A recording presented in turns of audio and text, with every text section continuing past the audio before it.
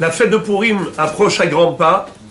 Be'ezrat Hashem, nous aurons l'occasion d'accomplir toutes les mitzvot relatives à cette fête, à savoir la lecture de la Megillah, Matanot la'Evyonim, le don aux pauvres, Mishloach manot ishlere'ehu, les cadeaux qu'on s'envoie mutuellement, c'est-à-dire des plats comestibles ou des gâteaux. Également, la mitzvah de Zecher le Mahatzit HaShekel. Alors, si vous avez remarqué que toutes ces mitzvot, elles commencent par même.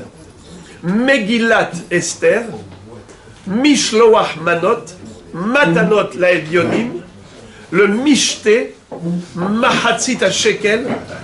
Ça veut dire que toutes ces fêtes elles commencent par même. Purim dit tu m'aimes. Alors, en fait, on va parler juste d'une halakha concernant la lecture de la Megillah. Vous savez que cette obligation n'est pas évidente à accomplir. Pourquoi je pense que ce n'est pas facile d'accomplir cette mitzvah de la lecture de la Megillah? Parce que si on a manqué ne serait-ce qu'un seul mot, on n'est pas quitte de la mitzvah. Vous vous imaginez un petit peu? C'est incroyable. Il suffit qu'il y ait le moindre bruit. Un enfant qui a fait éclater un pétard, un petit qui jouait avec la crécelle, n'importe quel bruit. Si vous avez manqué un seul mot de la Megillah, eh bien vous n'êtes pas quitte. Et vous ne pouvez pas, par exemple, après la lecture de la Megillah, réciter ce mot qui vous manque ou ce verset qui vous manque. Pourquoi? Car nous avons une halakha, Kera'a le mafreya lo yatsa. Lire la Megillah à l'envers, de manière rétroactive, eh bien on n'est pas quitte. Il faut la lire keseder. Donc maintenant quelqu'un qui, pour une raison ou une autre, il y avait un bruit, il n'a pas entendu le chazan, il n'a pas entendu un mot, monsieur doit répéter toute la Megillah. Donc pour moi c'est une mitzvah qui n'est pas du tout évidente, il faut avoir toute la concentration nécessaire. D'ailleurs, j'essaye à chaque fois que j'ai l'occasion de la lire, quand je vois qu'il y a du bruit, eh bien je reprends le pasouk, je reprends un peu en arrière, pour être sûr que tout le monde a tout entendu.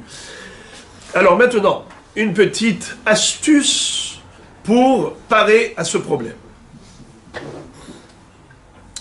On a tous des chumashim, on a tous une Megillat Esther dans la main pour suivre. Alors il y a ceux qui ont une Megillah écrite sur un claf, comme celle-là, mais il y en a qui ont des chumashim, des petits livres de Megillat Esther écrits en papier. Si vous avez manqué un mot, eh bien vous pouvez le lire dans le texte et rattraper le chazan. Je m'explique. Imaginons par exemple, il y a tout un pasouk qui vous manque. D'accord?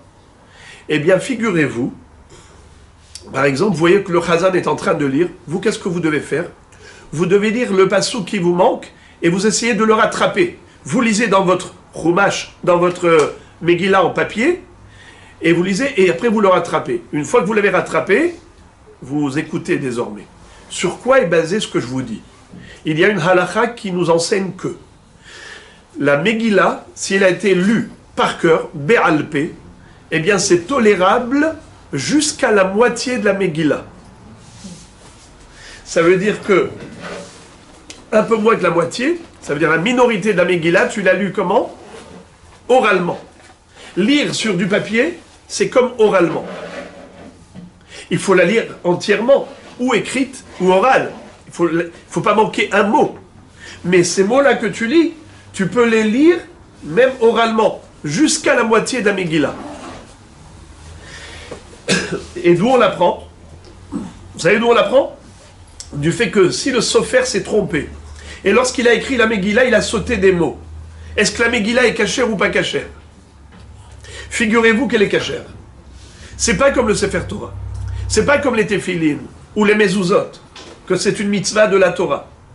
La Megillat Esther, c'est par rapport à un miracle qui a eu lieu à l'époque de Galut Bavel, entre les deux Beth Amikdash, pendant les 70 ans d'exil en Babylonie.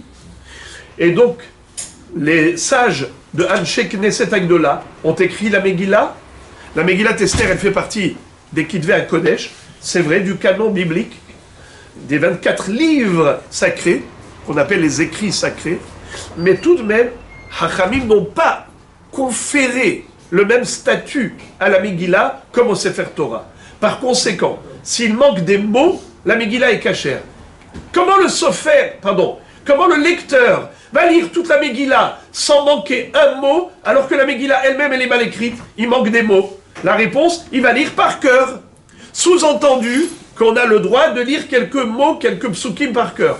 Et jusqu'à combien? Eh bien, la halakha nous dit jusqu'à la moitié de la Megillah. Mais il ne faut pas que ce soit un sujet entier. Il ne faut pas que ce soit un texte manquant au début de la Megillah ou à la fin de la Megillah.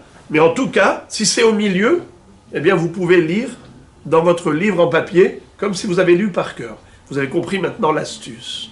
Quelqu'un qui se retrouve à la synagogue, et juste à ce moment-là, un enfant a éclaté un pétard, où il a fait du bruit avec sa crécelle, et il y a manqué des mots, eh bien, ce n'est pas grave. Il peut prendre sa Megillat Esther, il lit rapidement les mots manquants, il rattrape le lecteur, et ensuite, il aura fait le pont.